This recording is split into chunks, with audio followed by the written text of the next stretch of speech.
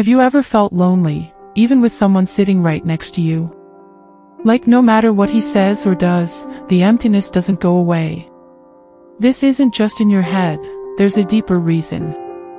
And once you understand it, everything about your relationships will make sense. It's strange, isn't it? You can sit right next to someone, maybe even brush shoulders, and still feel like you're living in two completely different worlds. You share the same bed at night, the same meals, the same daily routines, but deep inside, there's this quiet ache. It's not the kind of loneliness that comes when you're alone in a room. It's the kind that sneaks in when you're supposed to feel safe, seen, and loved. And that makes it even harder to talk about, because from the outside, it looks like you already have everything. This kind of emptiness is heavy because it hides beneath what seems normal. No arguments, no obvious problems, and yet something feels painfully missing. You try to explain it, but words don't seem to capture it. How do you tell someone, "I feel invisible," even when you're sitting right here? Most of the time, you don't. You just swallow it, pretend everything's fine, and smile through the silence. But the silence grows louder with time, until it almost feels unbearable.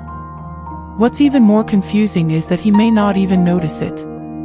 He might think the relationship is steady, that everything is flowing the way it should. Meanwhile, you're quietly battling this invisible storm in your chest. You wonder, is it me? Am I asking for too much? That's the trick of emotional emptiness. It makes you doubt yourself before you ever question the relationship. And self-doubt is like fuel to the fire, it deepens the void. You start replaying moments in your head, trying to figure out when the emptiness first showed up. Was it after the first argument? Was it when he stopped noticing small details? Or was it always there, hidden beneath your efforts to make the relationship work? The mind becomes a detective, but the answers never feel complete. Each memory leaves you with even more questions, circling around one haunting thought: why do I still feel so alone? Sometimes you try to fill the silence with more talking, more closeness, more doing. You plan dates, bring up deeper conversations, or open your heart again and again. But the harder you try, the more it feels like pouring water into a bucket with a hole at the bottom. No matter how much you pour in, the emptiness keeps leaking through. And that realization is exhausting, because it feels like no amount of effort can make you feel whole. And then comes the guilt. You tell yourself you should be grateful. After all, you're not technically alone, you're in a relationship. But gratitude doesn't erase the ache. You can list all the reasons you should feel happy, but happiness doesn't come from a checklist. It comes from connection, from feeling seen and valued. And when that's missing, no logic can silence the heart.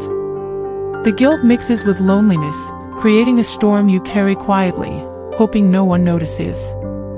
Deep down, a part of you knows this loneliness didn't just appear out of nowhere. It's not simply about whether he pays attention today or not. There's something deeper, something that existed long before this relationship ever began. And until you face where it truly comes from, this silent emptiness will keep following you, no matter who's sitting beside you. But here's the thing. Once you start tracing its roots, everything begins to make sense in a way it never did before. Most women think the emptiness comes from the man sitting beside them. But if you look closer, you'll notice the feeling existed long before him. It often begins in childhood, in those tiny moments when love felt uncertain. Maybe it was a parent who was there physically but not emotionally. Maybe it was praise that only came when you achieved something, or comfort that was given and then taken away. Those experiences teach your heart an early, painful lesson: love is not guaranteed. When a child grows up unsure if love will stay, she learns to scan every little detail for signs of rejection.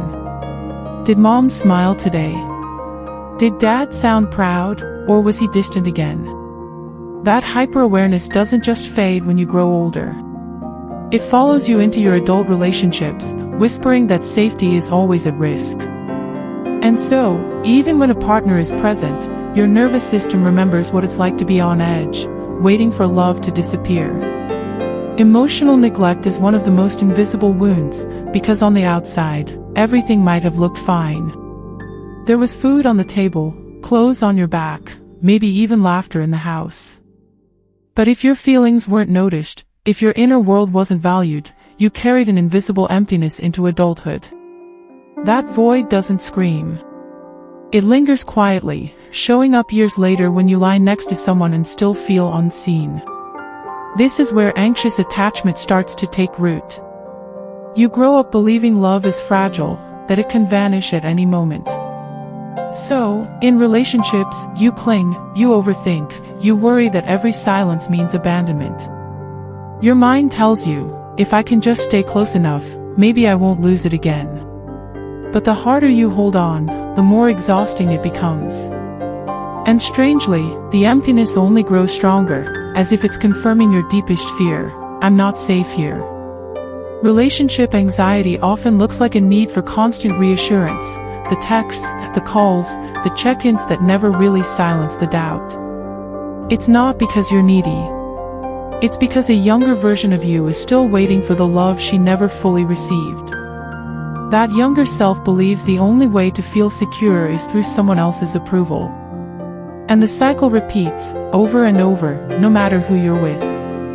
Until one day you pause and ask, why does this always happen to me?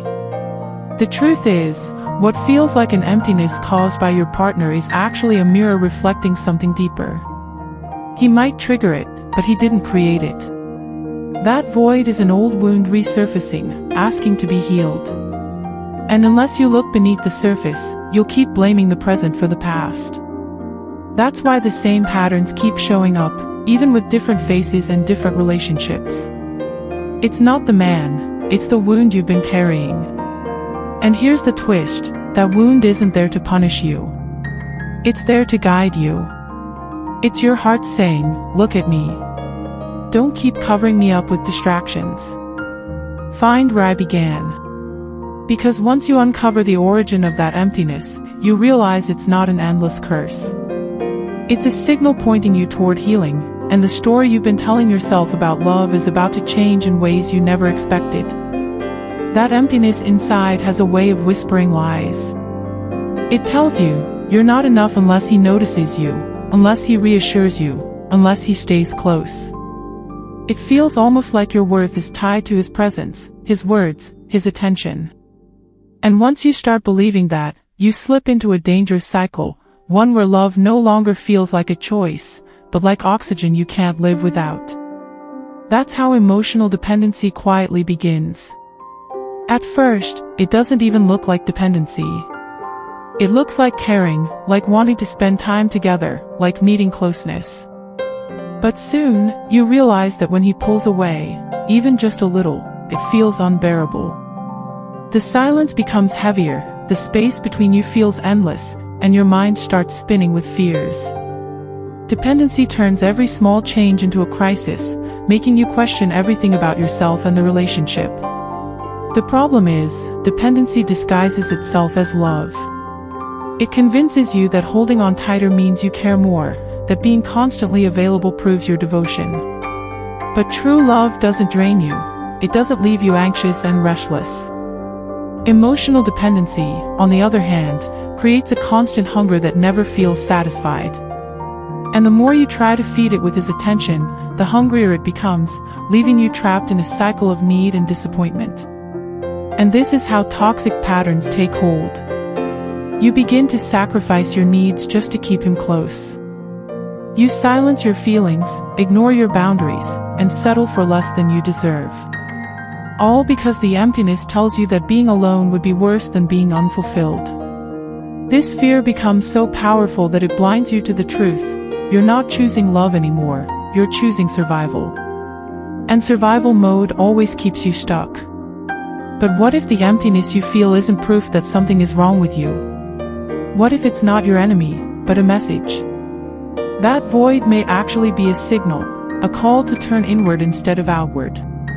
It's saying, stop looking for someone else to fill me. Pay attention to me. I'm here for a reason. And once you start listening to that signal, dependency begins to lose its power. Because the void has never been about him, it has always been about you. Here's the paradox. The moment you stop trying to use someone else to silence the emptiness, you begin to discover parts of yourself you never knew were there. The emptiness, as painful as it feels, can become the doorway to understanding your own needs, your own worth, your own voice. What once felt like a curse starts to transform into guidance. And in that shift, dependency gives way to something far more powerful: awareness. Still, awareness is just the beginning. Seeing the void as a signal doesn't make it vanish overnight. It challenges you to ask harder questions, to look deeper into the way you see yourself and your relationships. And those questions can be uncomfortable, even scary. But leaning into them opens a path you may have never considered, a path where your emptiness no longer controls you, but instead teaches you the truth about self-worth. That emptiness you feel doesn't mean you're broken. It doesn't mean you're unlovable, or that something is permanently wrong with you. What it really shows is how you've been taught to measure your value through someone else's eyes. You learn to connect your worth to how much attention you received, how much approval you earned, how much love you could keep. And because of that, your sense of self has always lived outside of you, in someone else's hands. Think about how often your mood depends on his words or actions. When he's attentive, you feel alive. When he's distracted, you feel invisible. It's like your entire being rides the waves of his behavior. That's not love, that's borrowed worth. And borrowed worth is fragile. It can be taken away in an instant. That's why the emptiness never really goes away, because deep down, you know your foundation isn't built on solid ground. The truth is, your worth was never meant to come from someone else. It was never meant to be proven, earned, or negotiated. It already exists, quietly, inside you. But when you've spent years believing it's out there, in another person's acceptance, it feels unnatural to turn inward. It feels easier to chase than to claim. And yet, the only real shift happens when you decide to stop chasing and start building. Building self-worth isn't about positive affirmations or pretending you're confident. It's about slowly teaching yourself that your needs, feelings, and voice matter, even when no one else validates them. It's about making small choices every day that honor who you are, instead of waiting for someone else to make you feel seen. Over time, those choices create a foundation so strong that emptiness loses its grip. Because now, you're filling the space with yourself. And here's the twist: when you start valuing yourself, relationships change too. Suddenly, you're not clinging to every text or craving constant reassurance. You stop tolerating half-hearted love, because you know you deserve more. You no longer fear being alone, because you've built a sense of wholeness that doesn't depend on another person's presence. That shift doesn't just transform you, it transforms the way people treat you, too. What's powerful is that this shift is invisible to the outside world, but undeniable to you. Others may not notice when you start making different choices, but you will. You'll notice how you breathe easier, how you feel calmer, how you stop apologizing for existing. You'll notice how the emptiness no longer screams quite as loudly. And that's when you realize, the emptiness wasn't proof of your brokenness. It was proof that you were ready to reclaim yourself. Still, there's another layer to this. Knowing your worth and building it from within is just one part of the journey. The next challenge is learning how to live from that place, how to carry it into love without slipping back into old patterns. And that's where healing moves from being an inner experience to something you embody every single day. Healing doesn't mean the void magically disappears. It doesn't mean you'll never feel lonely again or that you'll never crave someone's attention. The truth is, the void may still show up from time to time. But healing changes your relationship with it. Instead of seeing it as proof that you're unworthy, you begin to see it as a signal. A signal that something inside you needs care, presence, and love from you. Think of the void like a quiet inner child. When ignored, she cries louder.